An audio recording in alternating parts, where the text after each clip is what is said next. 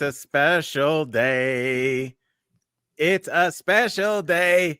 Yes, my man, Mr. Showman. I called you Jerry before we started. I felt really uncomfortable. Did you? Yes. Like, I know we're friends, but like, I respect you as like you for your career and like the daughter you raised, and as a man, I like calling you Mr. Showman. How does that make you feel? How about Jay Lawrence? And we'll Oh yeah, your middle name is Lawrence. Yes. He's like J-Law. I like that. That's Jennifer Lawrence. I like Jay Lawrence. I like that. All right. Yeah. That sounds like one of those like attorneys that only represents motorcycle accident victims. I'm Jay Lawrence. Call 800-888. Get the money you deserve. Yeah, that's right. That's right. All right. Well, we have a special guest in the building. Colleagues, what's up? Happy Monday. You know how we do on Mondays. We got to wake everybody up, including ourselves. What better way to do that, Tori, than by having the man of the hour, your daddy, Jerry, here. So you guys take it away. How's the trip been so far? Terrific. Great food, good company. And my daughter's in better shape than I thought. I'll be honest. I'm really proud of her. She's done an incredible job, because obviously I'm not telling anybody anything. She was at a really low place and she acknowledged it, and she's fought and it continues to fight, and like, look at her now. So I'm so proud of my friend, and I'm proud of the daughter you raised. It's she's the goal. She's the reason that we as parents do this. So you done good, brother. I'm really impressed with you and your daughter. That's very kind of you. Thank you.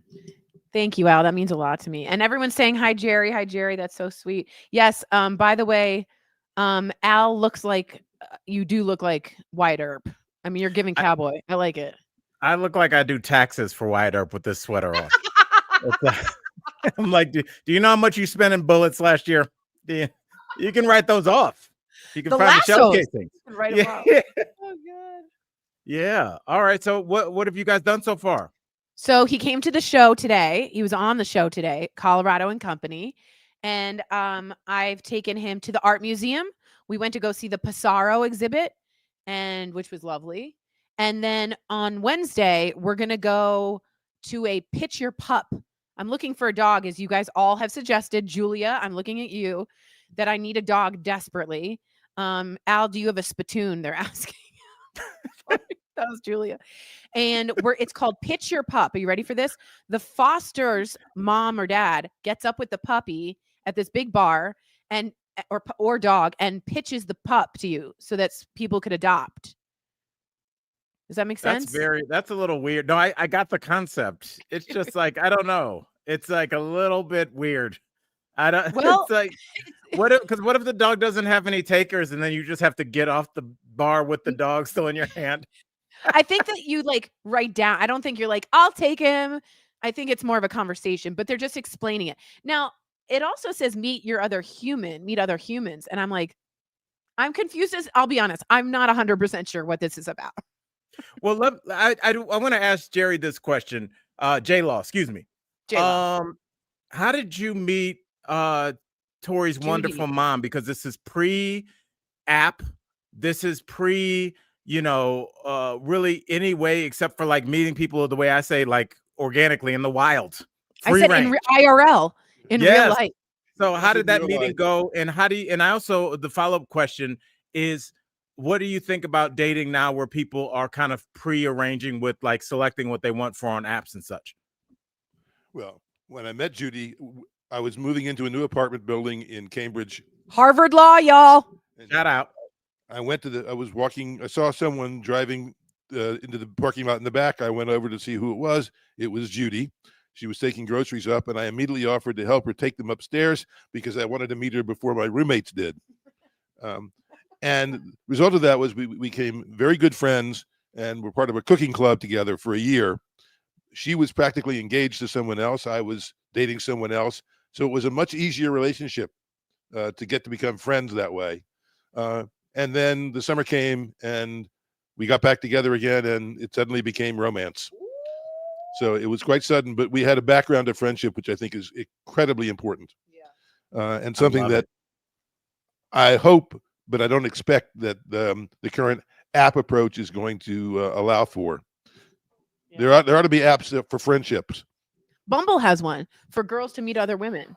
I'm talking about girls who wanted to meet other men, or men who like to meet other women, but to become friends and just to explore. Yeah, I feel like the dudes would be weird on that one.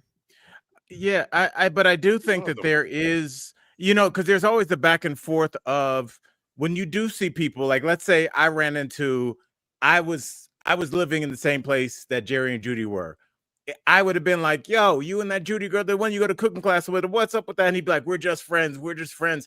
Sometimes I feel like outsiders are like, I know you're just friends now, but we see it. There is that thing where like, Oh yeah. there is a just friends thing where everybody's like, we got that, but like, have y'all ever like gotten dinner? It's a Totally. thing. The So I like chemistry. that. Yeah, the chemistry Yeah. was there. And they stayed together for 52 years. Yeah, 52. 52 years. And they were the best. Very, very best. Christina says dudes would join that friend one and then still complain about being friend zoned. I totally agree with you, Christina. I totally agree. Yeah. Nowadays. Yeah. I will say this to men before we move on from the topic. I do think that a lot of men could really do right by themselves by having female friends. I think seeing women as nothing but an end goal and a prize, your behavior is like that. And that's why they're so maniacal towards the third date. She didn't like me because all you're trained to do is get that object rather than just understanding that she is just a person that wants to have fun, go to trivia. She likes to go to good restaurants and watch bad movies. And she's just a person. And I think it's been broken down into why chicks don't like us. And it's very adversarial. Totally. I do have to say, do you know what the third date he's talking about? What happens? Yes. Okay, we'll move on. All right. I do want to say this, Jerry. Not my experience, but that's another story. Now, Jerry, I don't know if, excuse me, J-Law, I don't know if your daughter told you that you were invited to football yesterday. No, we were out to dinner. I didn't tell him because we're going to dinner. We're going to dinner tomorrow, aren't we?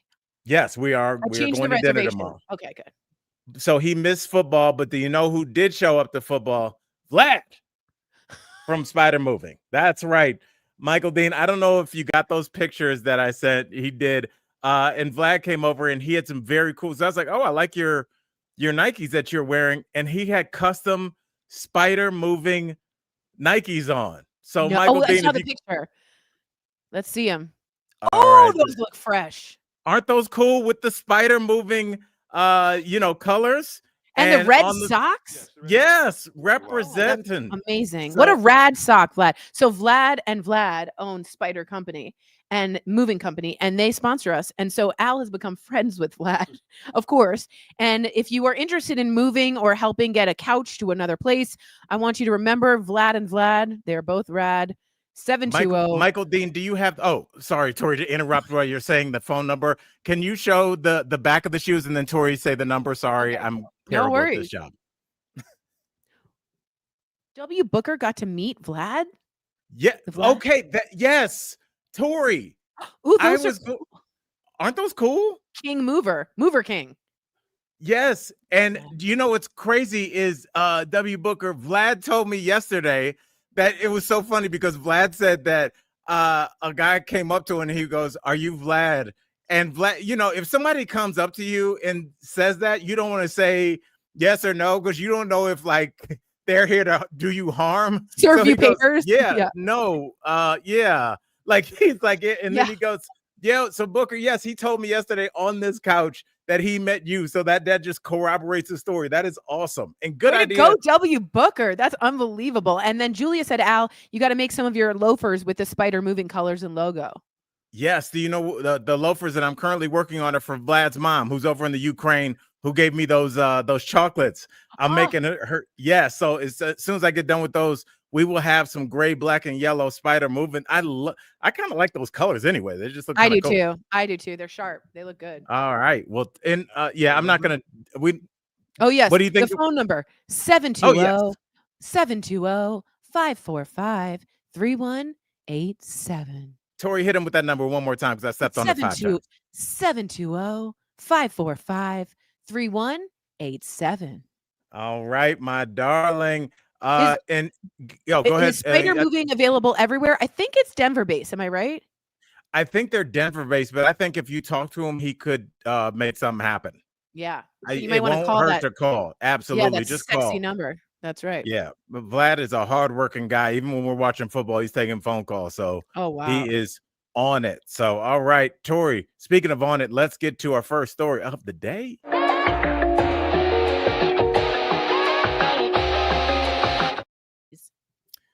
All right, Tori, I don't want to shock you. I'm glad you guys are sitting down, but it appears the Democrats have folded.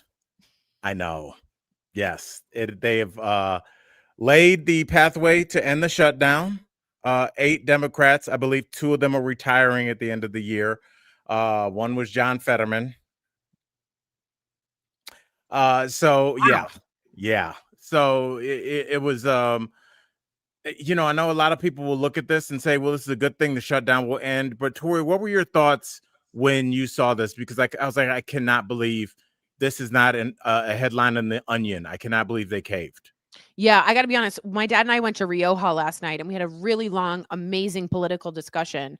And I said very strongly, the Democrats absolutely will not cave. They have to stay on this healthcare situation. And just like Sylvia Meredith just wrote out, sellouts, like we want a party that fights fire with fire and that has some guts and backbone behind it, because they don't politic well. I've always said that Republicans politic better. They sling mud and mudsling.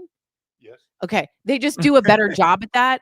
And for us to cave on healthcare, affordable healthcare, which could double your premiums in 2026. The Dems didn't even get what they wanted in selling out, not even in the language. So I think I look down on those people, especially the retired ones that are leaving and don't have to deal with it.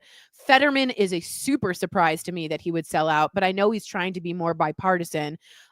Please write us in the colleagues in the chat about your feelings. I'm going to ask Jer. Please, that's what I want to hear from. My dad is he's more moderate than I, and he thinks more logically than I. So I just want to know what your thoughts are about the 8 Democrats. I think they were more concerned with trying to get the government back up and running, and the air controllers and the government employees, they caved so they could get all of that back going. I think they had a lot of pressure on them for that. I think they basically gave up on the health care. They felt that we're not going to get anywhere with it. I think that Schumer could have maybe convinced some of them not to do that. He did vote against it. Yes, the rest of the Democrats were trying to hold firm, but he did not hold his whole group together. And I agree with Dad, but also Michael Dean. Schumer needs to go. It was said on The View this morning, Al. Sonny Hostin agrees with me. Remember how he said, I wrote a very strongly worded letter. And I'm like, Schumer, he needs to go. He needs to go, and a new leader needs to step up. So what do you think, Al? I'm not surprised. I am surprised that Schumer actually voted no, because remember, he was the one that caved initially a few months back when it seemed like the Democrats had the Republicans on the ropes. I don't understand. And Tori, I'd love to hear from your dad on this. When we start talking about the airport, the air traffic controllers, everything being shut down, yes, that is frustrating. But do you think that most of the country put that blame on the Republicans, and this was actually a worse look for them? Because I don't know how many people attributed that to the Democrats. I think a lot of people did, but I think the Democrats did get a lot of support because people understood what they were holding out for. And then they're like, well, if you hold out 45 days and then cave cowardly on a Sunday night, what was the point of any of this? Fair point. What do you think? I agree. I think you have to recognize the Democrats, as usual, are not unified. And so you're going to have splinters. In this case, there was just an eight senator splinter was enough to carry the day with the Republicans. I think the rest of the Democrats were holding firm. I think the public was generally blaming the Republicans for the shutdown. I think this wasn't so much a matter of trying to avoid taking blame for the shutdown as it was trying to get people back to work. And they sacrificed at least a year's worth of maintaining the supplements for the health care premiums. Right. Do you think that sucks? Do you think that sucks?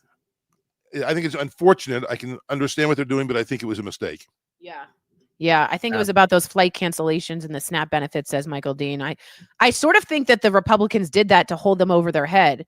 Like, not during Thanksgiving and Christmas, you're not going to be able to go to your family. Well, then the Democrats are like, well, now we have to cave, or at least 8 of them did. Yeah, And it's Just scary. Me says they didn't cave, they compromised. Well, they compromised, but you didn't get anything that you were asking for. Right. So I don't know if that's a compromise. What do you think? I agree. They did not get what they were asking for, what was at the core of what the Democrats were standing for.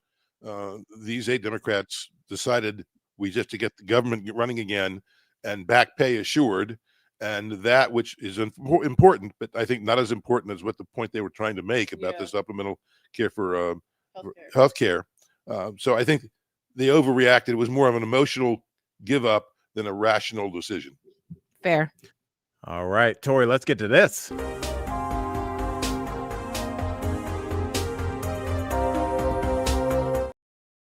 Ooh, Jerry right, for the Tori. win. High five, Dad. Yes. Yes, J-Law just did his first segment. I love it. So proud. So proud. All right. First of all, welcome. We're going to be in studio tomorrow, so I can't wait to shake your hand, man, and look you in the eye. It's been too long. I got love for you, man. Elbows anyway. That's right. That's right. COVID's still a thing. All right. Now I wanted to know, especially I can ask you as somebody that has just recently flown, what was the airport situation when you came in? Because that was supposedly one of the, not supposedly, it is an issue facing every American, especially a comic that has 10 road dates coming up, 9 of which I have to fly to. Was this a concern? I told you, Tori, we had a friend that you just met. She left on Saturday instead of yesterday because she was so concerned about getting back to DC. So, J-Law, what was your experience flying into Denver and out of, I'm assuming, Reagan or DCA? Where were you coming from? Well, Reagan and DCA are the same. What's the other one? Dulles. Dulles. IAD or Dulles. No, as it turns out, I flew on Saturday. It was absolutely on time. Flight was fine. The airport was not crowded. Did not seem to have much effect because they were just beginning the shutdown. Flying home on Thursday, later this week, I'm wondering what it's going to be like if the shutdown unwinds and the air traffic controller situation improves. Might not be an issue. If it doesn't, I'm really worried about Thanksgiving. Yeah, I do want to ask the colleagues, are there anyone here changing their holiday plans for Thanksgiving? Good question. I'm supposed to fly into DC on for Thanksgiving. I'm super worried. Christmas and Hanukkah. I'm super worried about both of them. So is any of the colleagues changing their holiday plans due to the flights that are slashed? Again, it's 10% that are slashed. 20% of all planes have delays. So you're looking at like 30% change. Michael Dean says, I'm supposed to fly out Thanksgiving through Atlanta to South America. Kind of worried. That's a complaint / flex. I know. I'm going to Monaco. Do you know if private jets are affected? Because the models that are serving us champagne, they might be stuck in traffic. Way to go, Michael Dean. I'm so proud of you. No, Michael Dean's going on a cruise through South America. That's so great. It's so great. People, I'm either driving or not going, says W. Booker. Julia says, nope, I'm a homebody. International flights are supposed to be more reliable, MD. So that's good. That's good for you. Marcy's not going anywhere. Sylvia says, I'm staying home, but hubby is flying to Madison for Thanksgiving. He's not changing his plans. Okay. All right. Shout out to Madison. Tori, before this is our last bummer topic, and then we're going to have something more fun. I promise, colleagues. But what do you know? Our government has decided the best days to do horrible stuff is on Friday and Sunday night. That's great. No news cycle. While you guys are laughing and watching football and hugging your loved ones, the Supreme Court is voting in an emergency vote, it seemed, to continue to allow the Trump regime to block SNAP funding. So what do you think about what did you think, Tori, when you saw that the Supreme Court all was like, hey, I know we're off work, let's get together and make sure that these people don't get their SNAP benefits? Like, what do you think the purpose of that was? And I'd love to hear from you, Jerry. So my dad actually told me a little bit more about it, and he'll fill you guys in. I was shocked that Trump has the balls, to to run on a campaign of I'm going to make cheaper groceries, I'm going to make it easier for the working man, and then to buck up against not giving meals to the hungry, even going to the highest court, which some say is his court, to try and rule on this. So it's like the Grinch, you know what I mean? He literally is trying to stop hungry families from getting food, needy people getting medical health care. It's like, it feels like the Grinch. But my dad had told me that when they do these emergency decisions, they often do it because it's like the country doesn't know which way to go. And Ketanji Brown Jackson actually gave 48 hours. Can you explain that? It actually wasn't the Supreme Court as a group that ruled here. Each of the Supreme Court justices has covers one of the 9 circuits that we have in this country. Circuit courts. Circuit courts. I didn't know that. I didn't either. That's why they're 9 justices. I mean, not because, but it works. It happens to work out that way. Ketanji Brown has the First Circuit, which is up in the Northeast. The First Circuit Court of Appeals had not yet ruled as to whether or not the district court that had blocked Trump's efforts to hold back the SNAP funds was illegal or not, whether they would approve the district court or reverse it. And because they hadn't acted, Ketanji Brown said, "Okay, I'm going to issue an order that keeps a block on the full funding, giving the First Circuit 48 hours to reach its decision, whichever way they go." It turned out that they said, "We agree with the district court, and the funds have to go." That just happened. So, can Trump now go to SCOTUS, the full SCOTUS, and say, "Take this on"? He can, and he probably will, to try to keep this from happening. But if the government unwinds, it goes back on work, this will become mute.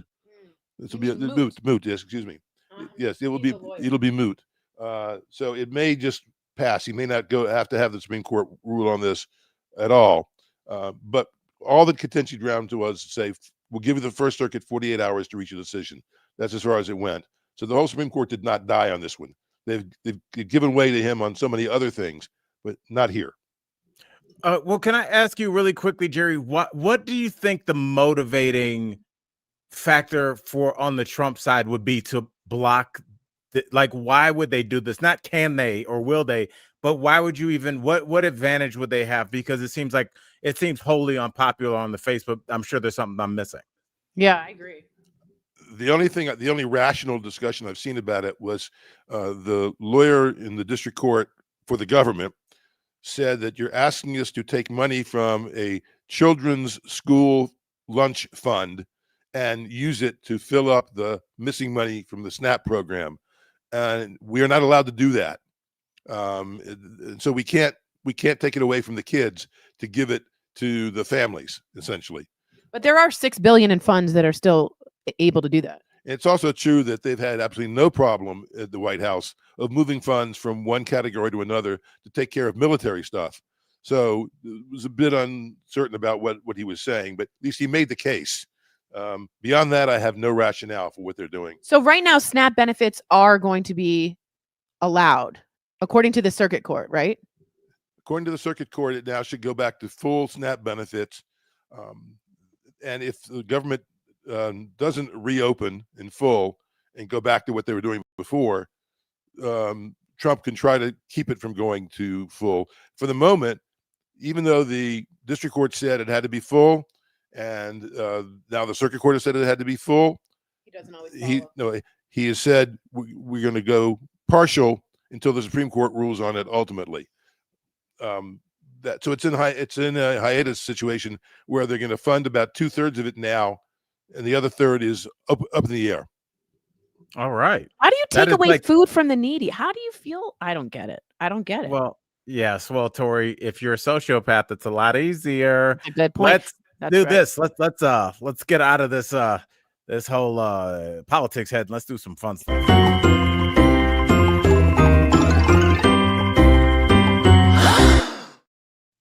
Tori, we're talking movies.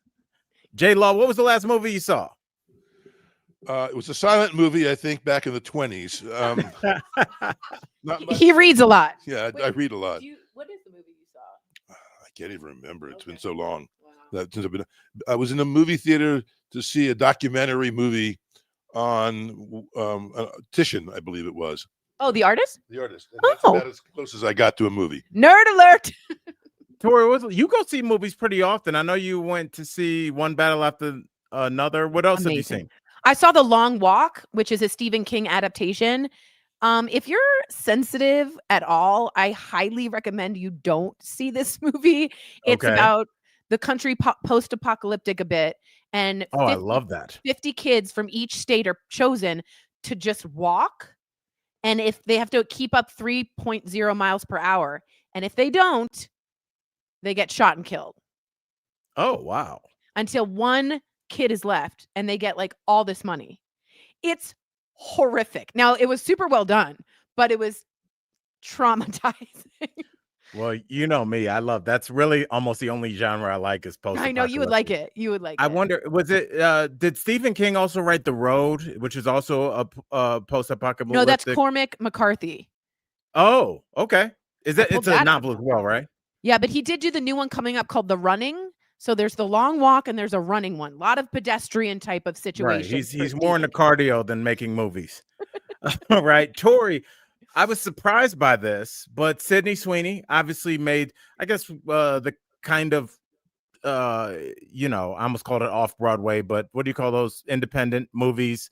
Indies, Yes, indie movie called Christie that was based on the first really famous female boxer that I actually grew up as somebody that grew up watching boxing with my dad. I used to watch Christy Martin fight on Tuesday Night Fights. Like and her story is fascinating. That's why I was so surprised at this flop. She was a super famous fighter that, this is back when like men were like, I don't want to see women hit each other in the face. This is way before Ronda Rousey, wow. And her fights were so entertaining that she got on at Don King heard about her, put her on a Mike Tyson undercard when Tyson was as famous of a human being as you can. And she got famous. She was closeted lesbian her whole life because can't be who you are in those days. And she ends up marrying her manager, who was a physically and emotionally abusive asshole. Oh my God. And he tried to kill her.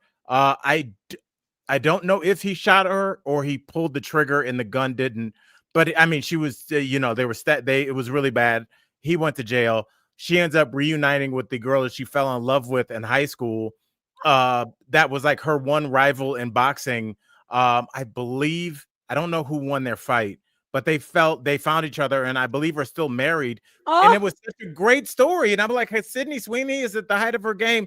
Tori, how did this not work? What do you think it is with these indie movies? This is kind of like what happened with The Rock. Very much so. By the way, I saw The Rock's movie and I really liked it. So The Machine, Smashing Machine. Smashing Machine. I thought he was excellent in it. And I do think he'll get an Oscar nom. I really do. Guys, in the chat, write down how much money you think this movie made. It's more of an indie film, so don't think too high, but I'd love to see 3 or 4 of you write in. What would you say? It was a huge flop. What do you think the number is? Probably somewhere south of 10 million, maybe south of 5 million.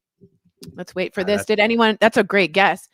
Christina says she remembers watching her fight too. Renee also remembers watching Christy fight. Yes. Anyone have a number? Because it's crazy. 69,800,000.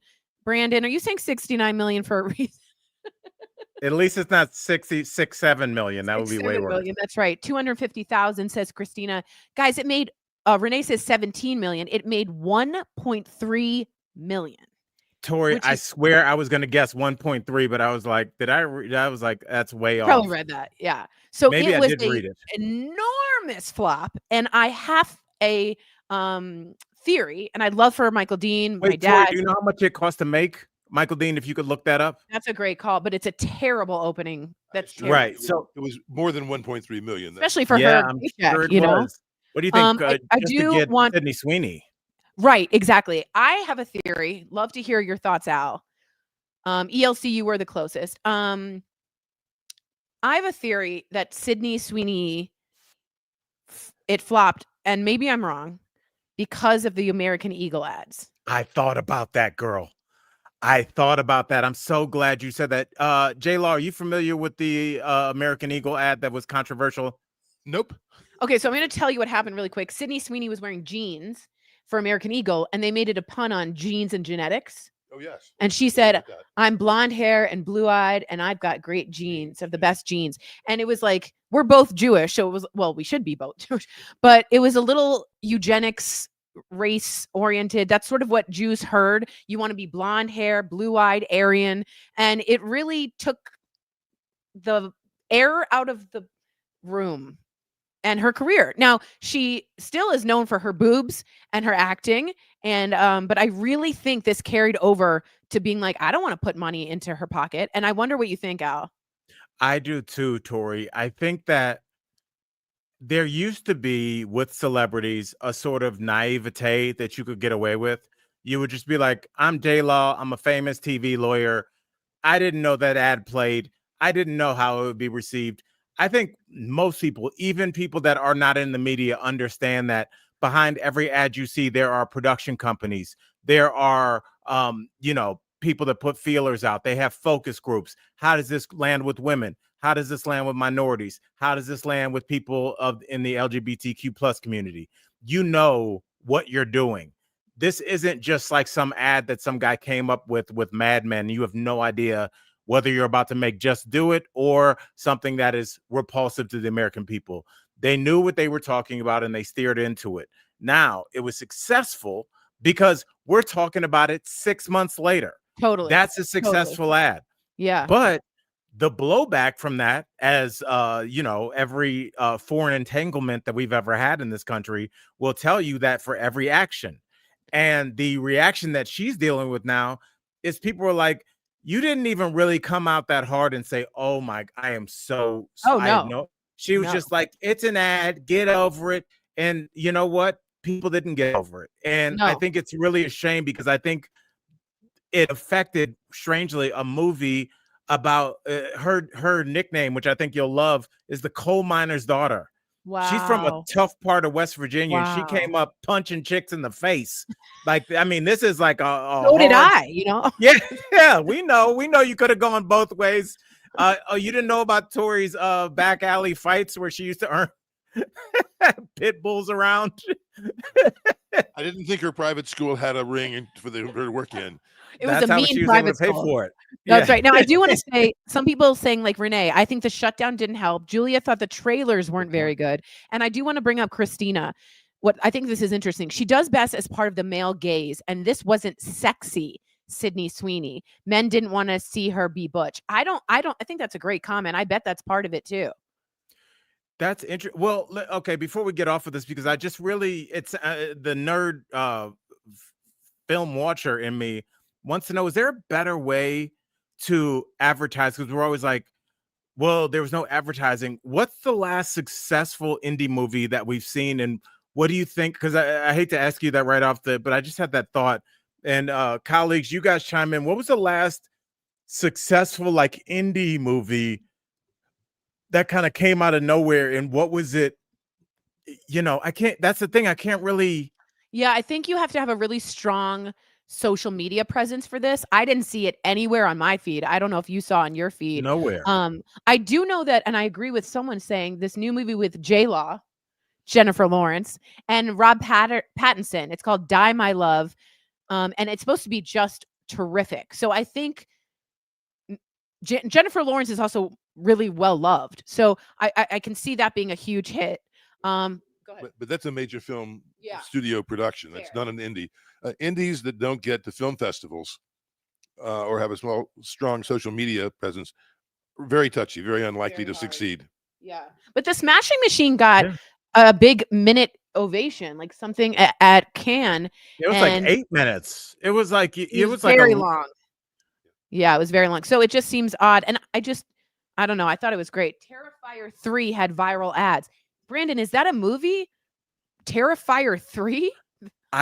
Well, it's funny because I think Brandon is kind of hitting on what I was going to say. I think the best chance for an indie movie to go viral is for it to be a horror movie. I'm going to really date myself, but the Blair Witch Project. Totally. Something like, these scary movies, because horror film fans do what a lot of smaller genres understand. They're like, if we want to see more of this, we need to effing go out and support it. Totally. And they show up for horror movies and they keep making them because horror fans are psychopaths and they will go out and support psychotically. It's the only way things get done. It's a good That's point. the way you It's a do good it. And genre. yeah, it's a genre, and they go to hear directors speak, and they do these things to support the community that they're in. And I think trying to release an indie film to the general public maybe is gone like almost the way of the dodo bird. You have to have a nice soft landing place, and maybe from there it will grow wings. But I think you got to have a community to drop it on first. Yeah. And clearly the boxing, wrestling, I mean, both of those, Smashing Machine and this, both did terribly. Marcy wants to ask Jerry a question. You can absolutely ask a question. Let us know. Everything Everywhere All at Once. Wasn't that fantastic? That was with, what a great movie that was. It was, I kind of needed to be on drugs to understand that movie, but it was that a really movie great movie. was a little much for old Al. I was like, what is happening? Somebody just did a karate kick and a laundromat. It was a lot. I loved it. Yeah.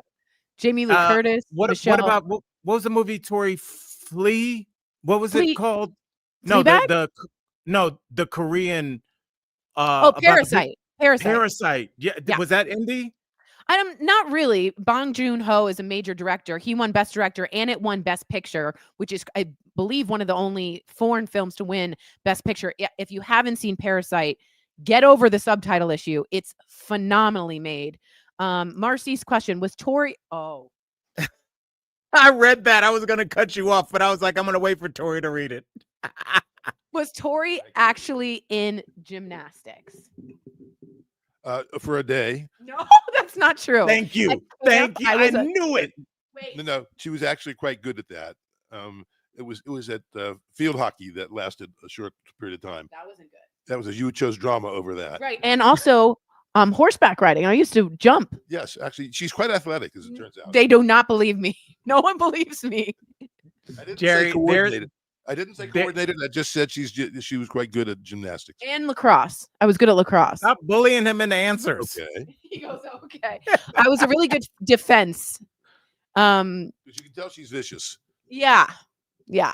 I mean, my best friend in the whole world who I just visited, you guys, she was a lacrosse and soccer prodigy and got into Brown from a lacrosse scholarship. So it's like, I was good. I wasn't great, but I was good. I was decent. Okay. Look, I know your dad is not hurting for money, but J-Law, I will tell you, I will give you every cent if you can give me one videotape of Tori doing any athletics in her youth. I have it. Everything in my account, I will have it wired over. They all want to see this. I do have video of me doing it on a hard drive that I will get and upload it to you guys. And I do have it's a still of her doing a cartwheel. That's right. And doing it very well. We caught her midway through. So she's on her hands, legs in the air, and she comes down properly. That's right. It's a famous picture. I'm in tie-dye. Yes, and it's a famous picture of the back of your head. We need your face.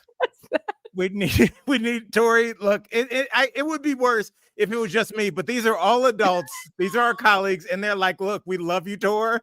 We need some pictures. Why doesn't anyone think I'm athletic? Like, I was really sporty. I won best all-around athlete at camp. You did? Yes. What camp? I was 9. We weren't very athletic. We were all Jews. So like that's saying something, you know. All right, Tori, let's get to this. Michael it's gonna be says I uncomfortable. fall down walking. That's true. But we need to talk to your dad. I just want to see you talk to your dad about this issue. So let's do a little cleanser.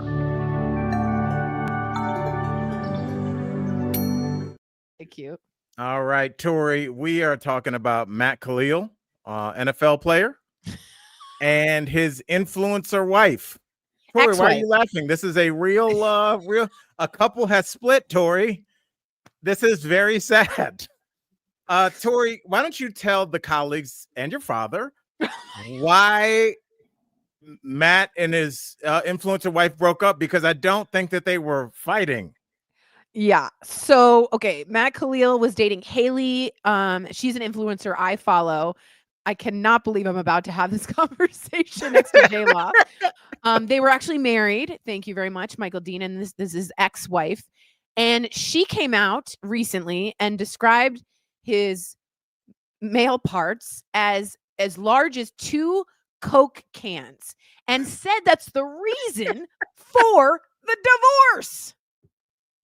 Now, I want to ask J-Law, because I have had questions about this because it's plagued all my relationship. No, I have questions about this because it's always like, what is the difference between irreconcilable differences and does this fall under that category? Good question. Like, Good what is like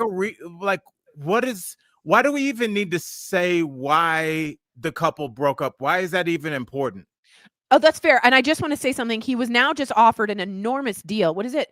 300,000 or something for an adult, like a porn site, because of Cam Soda, I believe it's called. Okay, for his Coke can claim. So I'm like, I believe it's called. Is this a thumbnail right above your head, right? You Al like Jackson platinum user. Yeah.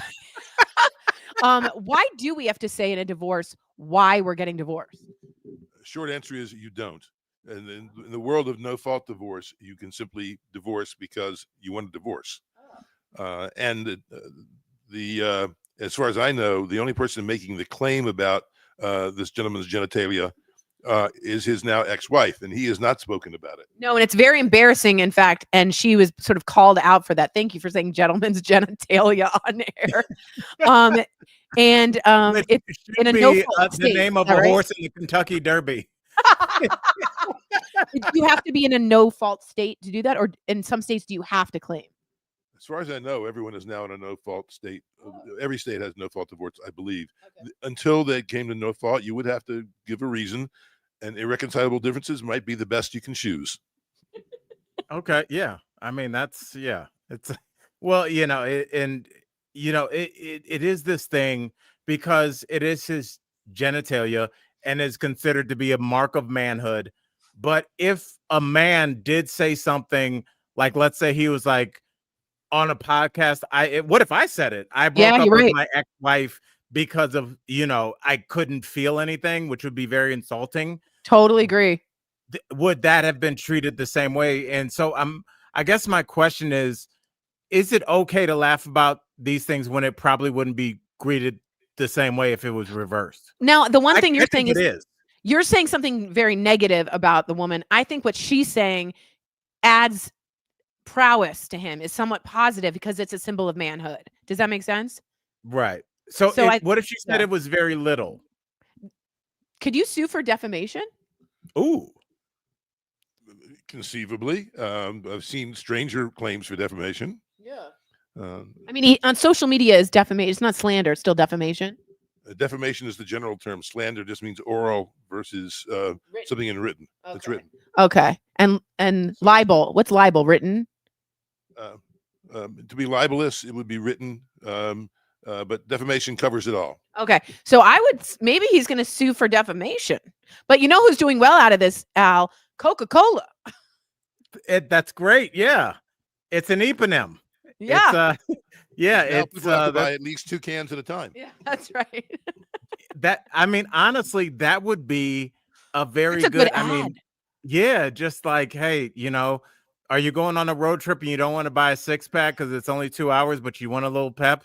Get 2 Coke cans and get to wherever you're trying to get to your destination. And then have Matt O'Neill be in that. Yes. That's so good. Or Sydney Sweeney. Man, did y'all see that dress she wore? See-through nipples you could see. She looked fantastic. I'm not saying anything bad, but that was a come back to me audience. Come back to me.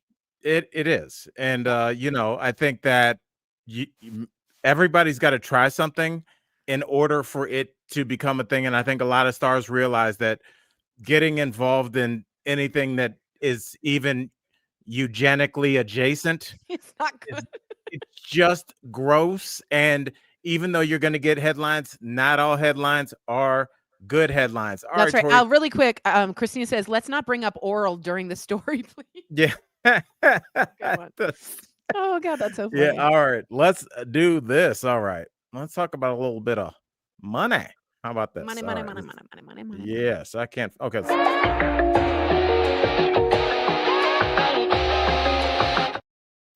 All right, Tori. Trump is actually in the headlines for a good thing, potentially. He's saying that I believe the dividends from the tariffs could result in a $2,000 check for every American. Tori, what do you think about this? Do you think he's just floating to kind of check public temperature? And, I definitely want to ask your dad, what do you think? Because Trump is not giving you $2,000 without asking for something. Yeah. So what is the leverage play here?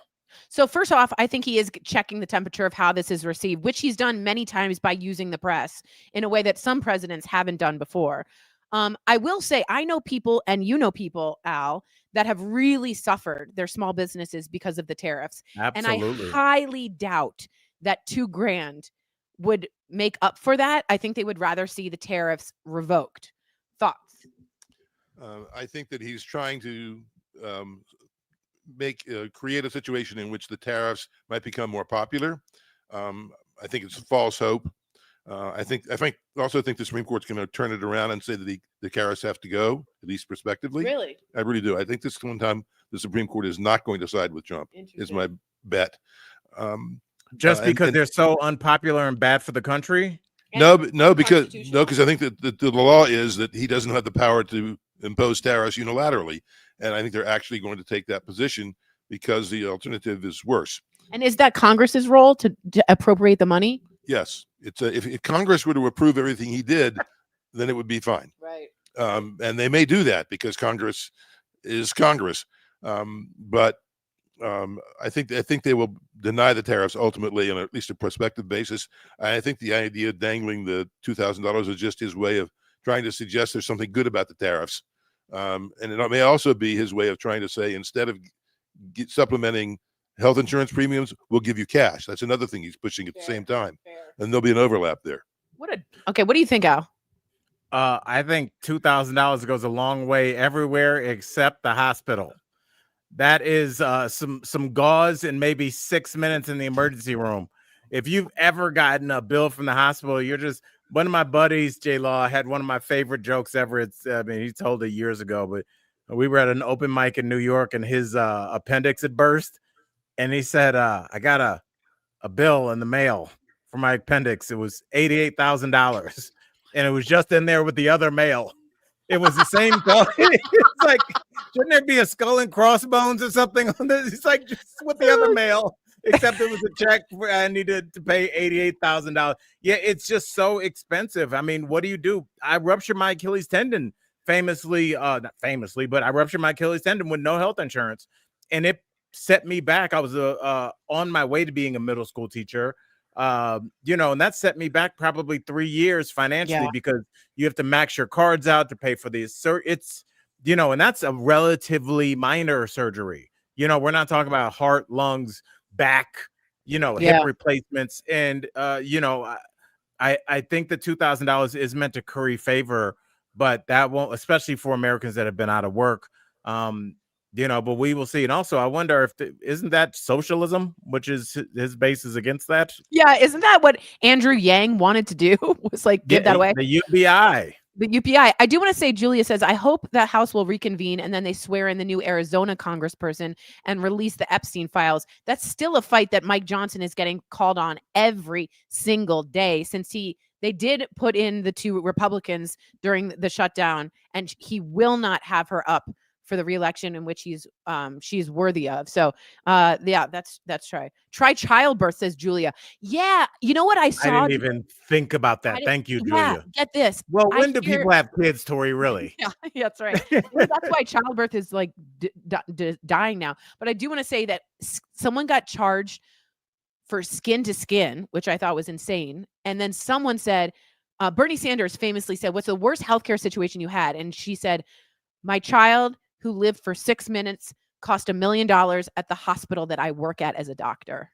And I was like, now that's insane. That's insane. I do want to ask J-Law really quickly. I heard this about the tea surrounding the Epstein vote, because you know that obviously Mike Johnson is holding out, swearing in, who is it? Gravala? I'm ignorant on her name. I'm embarrassed to say, but she's for Arizona's daughter of the one who used to take the position. Yeah. Yeah, She he's succeeded her father and won the election to be the congressperson from Arizona. And would be the one vote that puts us over to get the Epstein Right. files. Yes. Her right, vote- and her vote would force them to bring a vote to the floor, right? That's right. So No. Adelita Grija, I don't want to say this wrong. I'm I so think it's embarrassed. Gravali. Please look it up. I'm too Yes. ignorant. But But I think what else were you going to say? No, it doesn't bring it to the floor. If she voted in favor, they'd have to release them. Period. Yeah. wow. Well, eventually he's going to have to swear her in. So what I've heard, and I don't know if you saw the kind of news ticking up Thursday and Friday in like the middle of last week, is they're starting to go after the mental acuity of who's the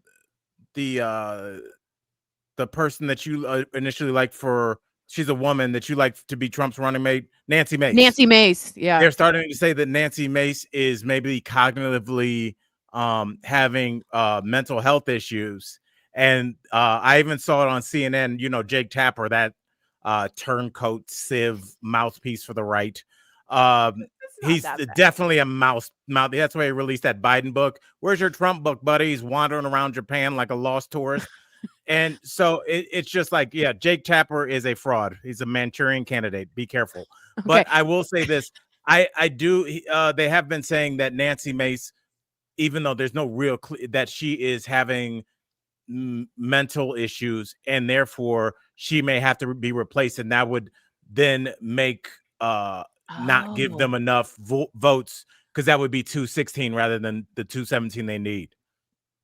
Interesting. I also, if you're going to do a cognitive mental health test there's going to be, you think of Fetterman, you think of the depression. Does that count? You know what I mean? I do want to say it's Grijalba, and I really appreciate Gigi and Jag in Arizona for helping us say that. That's really important, and we didn't mean to be rude by not knowing her name. That's really important. So thank you for for that. Tori, do you know what else is important that we haven't gotten your dad's opinion on this? And if you've been injured in an accident, listen up. We have legal professionals standing by. You can find out how much money you can potentially get for your accident. I'm Tori Schulman here with my co-host Al Jackson. Al, tell the viewers at home who should be calling right now. Well, Tori, it's like you said, anyone that's been injured in an accident, give us a call right now and find out how much money you can potentially get for your accident. Thanks, Al. My dad's never seen that. Oh, really? And how many phone calls have you received? Millions. Some. How many have you answered? We don't answer. There are actual people taking the phone call. So if you guys need it, please call that number. Well, it's so interesting, Tori, and I took pictures and sent them because, you came over and met Sarah and I's friend, Audrey, and we did that very productive exercise. And then I went to Aspen the next day or Vail the next day for shows. I was in the bed talking to Sarah and Audrey on the speakerphone, and our commercial came on. No way. Well, yes. And I was like, well, as we were speaking your name, our commercial came on. Well, it's usually it's usually at 2 or 3 or 4 in the morning is when I hear most people in hotel rooms. That's where they see it the most. Yeah. Yes. Well, that's where I was. And I wanted to ask your dad, what is your favorite thing that you've ever seen your daughter on, television wise? Oh, I think when she played Madonna. Yeah. Yes. The colleagues all know about it. Yes. Park, yes. Yeah. I thought that was her best performance yet. We agree. Another thing that your daughter is amazing at is picking sports predictions.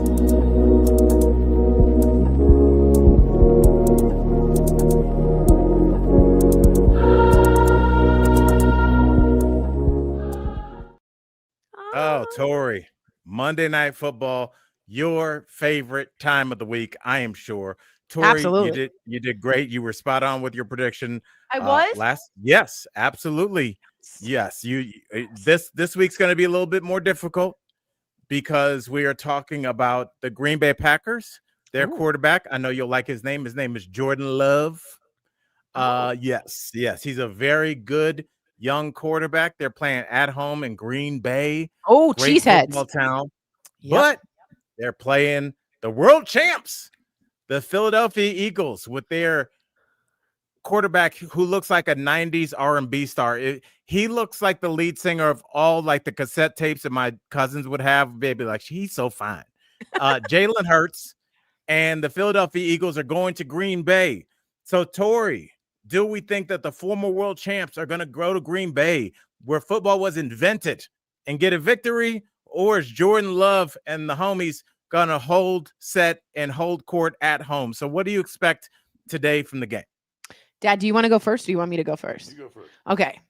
Guys, it's going to be a cheesehead blowout. Green Bay Packers are going to take it really well, and you're going to love on Jordan Love. I think that Jalen Hurts, is that his name? Yes. Is going to get hurt. Oh. Look at your dad's face. He's like, That's not nice. Okay, but his feelings will get hurt. His feelings will be hurt from losing. That's right. Now, is it cold in Green Bay? I don't know. It's probably, let me look at the weather right now. It's so weird that it's not that cold anywhere. Right now, the weather is. Sylvia says, I hope so, Tori. I just think the Green Bay at home has some of the best, most vivacious fans and the loudest fans. And I think that's really, I shouldn't have said vivacious. What do I mean? Enthusiastic? Yeah, but that's great. They're Vicious and they're loud. And when you're on home turf in Green Bay, ooh, that's tough to beat. Not That's the hurt right. part. I shouldn't have said that. It's going to be 30 degrees tonight. Okay, so it's going to be freezing. They're used to that. I mean, Philly is too, but I just think Jordan Love is going to take this one, and it's going to be 10-7. What do you think? That's going to be the blowout? Yeah, three points. Okay. It's a big three, though. This field goal. There's going to be a field goal. It's the kicker. It's going to be a kicker situation here. Seattle Okay. is pretty loud too. That's true. What do you think, Dad? Who wins? Well, I think I'll have to pick Philadelphia to make this an interesting conversation. I think that it's not going to be snowing hard in Green Bay. Had been a lot of snow on the ground and in the air, Green Bay would take it. Nice. But if it's just cold, I think Philly has got the better team. Wow. All right. Fly, Well, Tori- Eagles, fly. That's right. Now, Tori, I before hate we to say leave, that you know, I because want they're a notorious the rivalry between DC and Philadelphia, particularly in our family. So to say that the Eagles are going to win is a hard call. That's sacrilegious. But, you know, I got to do what's right. Oh, you're such a good lawyer. You're such a good guy. Now, Tori, just because I know that your dad and none of us really know the game as well as you do, Tori, what parts of Philadelphia's defense should they really try and highlight to stop Green Bay tonight? I think you got to talk about, you know, we all love blitzes, don't we? We got to talk about blitzes. And I think there's going to be a lot of blitzes are at the bakery. No, I know. Blintzes and blitzes are two different things. Yes. But I just wanted to make that comparison. I think they're going to try and really take down Jordan Love, and you're going to see a lot of third down blitzes, and then you're going to eat your blitzes. Okay. Now, Tori, I know like a lot of our viewers, you know, maybe Marcy, Shelley, Gabriel, they don't know what a blitz is. So why don't you just tell, what is a blitz? A blitz is when you go directly at the quarterback and try and tackle the quarterback before he can even swing an arm or hand it off. You are blitzing that guy. Right? But aren't they trying to get him on every play? What would be the difference? They can only blitz once per four downs. Is that true? No. Is that true? No. You can Jerry, blitz on every play. J-Lo, we do not correct on this show. We just let her go. Okay. And whatever that happens, then that's gospel to me. Marcy, I know you know football. I was just looking at names on here. I knew Marcy was going to come after me. I know football. Yeah, they rush from the defense to blitz and tackle. So my question is, if you can blitz on every play, what's a sack? Oh, that sounds bad. Isn't that when they successfully blitz? Yes. Well, this one you Successfully tackle the drop quarterback. the quarterback before he gets rid of the ball. So a successful blitz. It doesn't have to be a blitz. Oh, I feel you. Now, why wouldn't you blitz on every play? Because to blitz, you have to have an extra defenseman rushing the quarterback, which means you have fewer people to defend against the pass. Okay. Thanks, Yale and Harvard, making me feel smart. We might have a replacement for you. Does not make sense. That's true. Damn. Okay. What's a I tush love it. push? What's a tush push? Is that something? Yes. The tush push, and Tori, I wish we had video to show you, but yes, a tush push.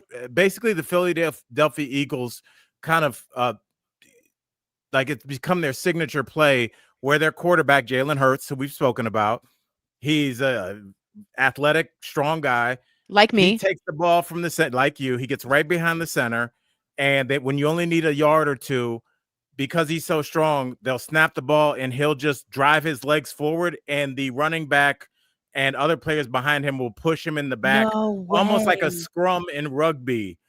And it's caused a lot of controversy because a lot of people are, first of all, guys get hurt doing it. I think people's necks, it's like when you see it and you think about how big those men are and the amount of impact, you know, it will probably be banned in the offseason by the league, but it's really almost like an unstoppable play. I think for the most part, the Eagles have been wildly successful doing it.